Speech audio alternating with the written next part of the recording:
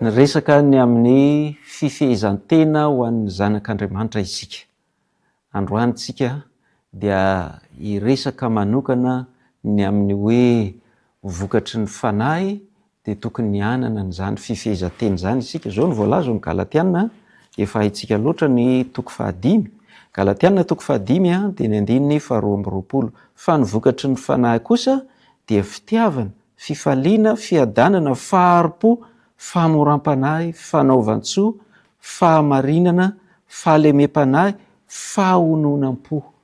Manana fahononam-po isika rehefa ny fanahin'Andriamanitra no miasa ao anatintsika. Ka noho izany dia tsy nomen'Andriamanitra fanahy osa isika, fa fanahy mahery. Hoy ianao hoe ahoana reny mba tena hahatonga n'izany vokatry ny fanahy zany mba hiseho ao amin'ny fiainako? Vokatra izy io ry havako malala. Vokatra zany hoe rehefa manana ny fanahy isika dia miseho azy eo amin'ny fiainana. Ny anjarantsika zany dia ny mangataka mitolona mibavaka mba ahazoantsika hananantsika ny fanahy, hahatonga antsika n'ilay hoe feno ny fanahy. Ary Jesosy tena nanao fanambarana, zao ny teny fikasana nataon'i Jesosy hoe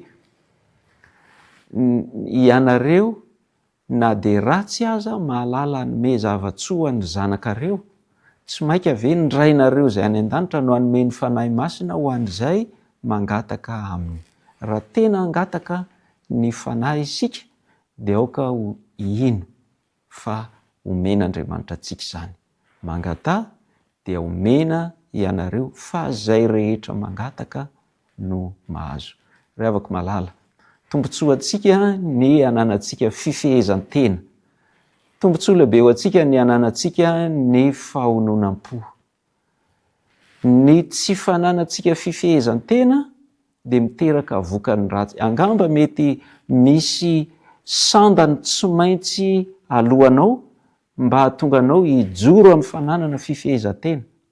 Fa misy sandany ambony lavitra noho izany tsy maintsy alohanao raha tsy manana fifehezan-tena ianao. Fa ny vokatry ny fananana fifehezan-tena kosa dia araka ny ambaran'ny soratra masina dia ianao no ahazo tombotsoa amin'izany voalohany indrindra.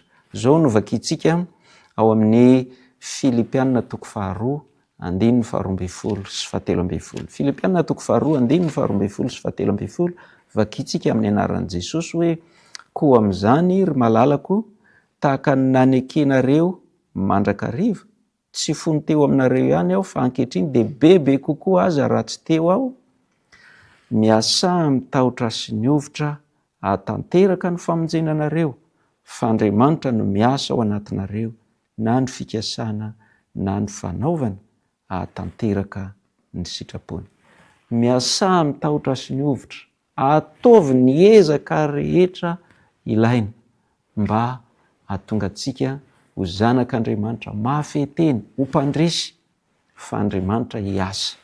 Hanampy anao Andriamanitra na amin'ny fikasana na amin'ny fanaovana dia ho isan'ireo izay hiara hipetraka aminy any amin'ny seza fiandrianantsika araka ilay teny fikasana efa nandrenesitsika hoe izay maharesy ho Jesosy, izay maharesy dia hiara hipetraka amiko amin'ny seza fiandrianako tahaka ny efa nandreseko sy efa hipetrahako amin'ny seza fiandrianany iray izay any an-danitra. Andao antsika mibavaka mba tonga antsika rehetra ho mpandresy eo amin'ny lafiny fifehezan-tena fahononam-po. Hivavaka tsika. Andriamanitra, sotranao izahay noho izany teny fikasana mamelombelona izany. Sotranao koa izahay noho ny tari-dalana izay omenao anay, ny mba tena hahatonga anay ho tena zanakao, ho vavolombelonao ary ho mpandresy miaraka amin'i Jesosy Kristy zokinay, indrindra eo amin'ny lafiny fifehezan-tena. Rehefa zavatra napetraka ao fa tokony ho ataonay dia mba andresy anay izahay, hanatanteraka an'izany, ampatsoram-po, ampifaliana noho ny fahasoavanao.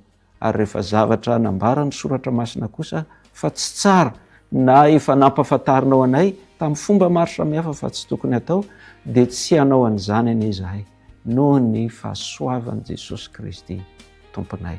Ka dia mba ho tanteraka aminay ilay tenin'ny mpanao salamo hoe fahasoavana sy famindram-po no anaraka anay amin'ny andro sisa rehetra izay iainanay.